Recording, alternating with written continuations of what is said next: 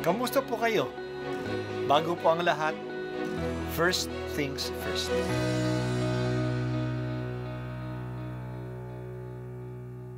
Good morning po.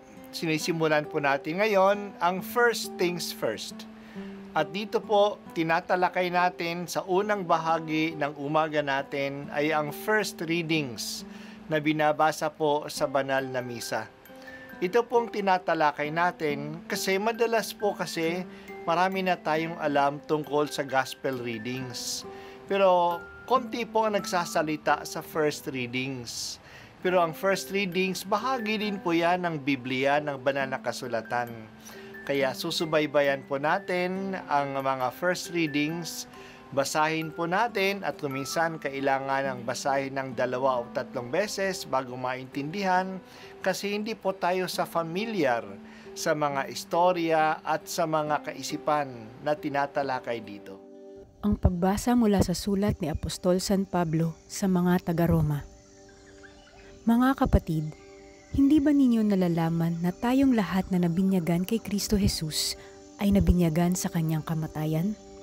Sa makatuwid, tayo'y namatay at nilibing na kasama niya sa pamamagitan ng binyag upang kung paanong binuhay na muli ni Kristo sa pamamagitan ng dakilang kapangyarihan ng Ama, tayo na may mabuhay sa isang bagong pamumuhay.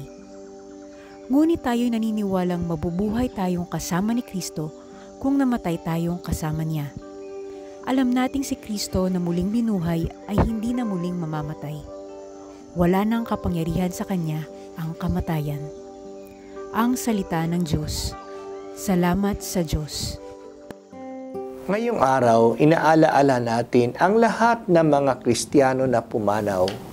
Kahit na wala na sila sa ating piling, sinasabi ng pananampalataya na present pa rin sila sa atin. Hindi sila nawala dahil sa patay na sila.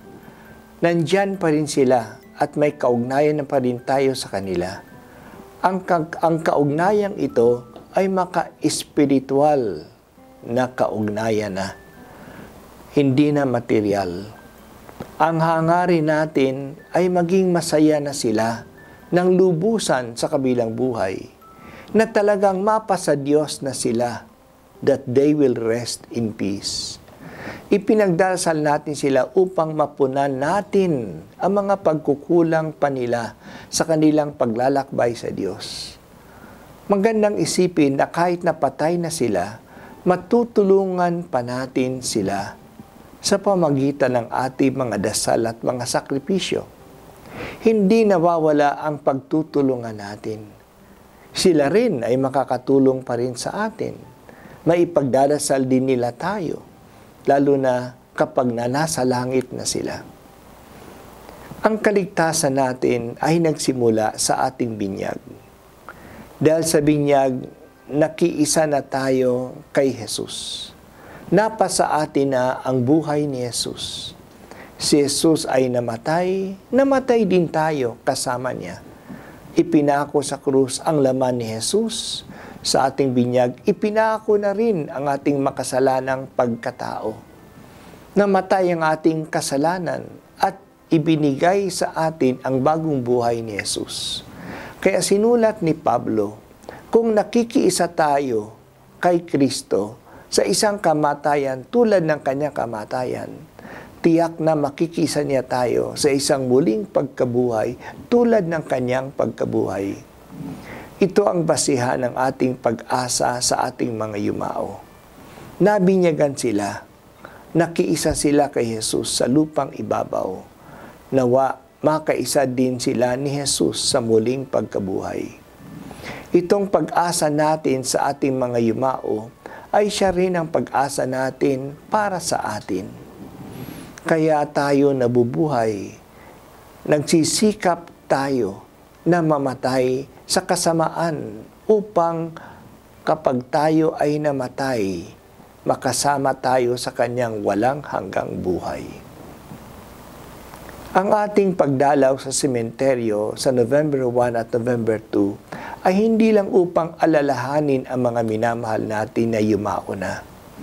Ito ay nagpapatatag din sa atin, sa ating pag-asa para sa buhay na walang hanggan. Napagpapanilay tayo sa kahulugan ng buhay. Ang buhay pala ay hindi lang dito sa lupa. May kabilang buhay din na nag-aantay sa atin. Nandoon na sa kabilang buhay ang mga mahal natin. Susunod din tayo. Sana magkatagpo tayo doon sa kabilang buhay kasama ni Jesus, ang Diyos na naging tao upang dalhin tayo sa langit. Salamat o Diyos sa pag-asa na binibigay mo sa amin na makasama ka. Kaawaan mo ang mga mahal namin sa buhay na nauna na sa amin sa kabilang buhay. Patawarin mo ang kanilang mga pagkukulang. Kami rin ay akayin mo sa piling mo. Handa kaming mamatay sa kasamaan upang makiisa sa iyong buhay na walang hanggan. Ito po ang unang pagbasa at ako po ay si Bishop Broderick Pabilio dito sa First Things First.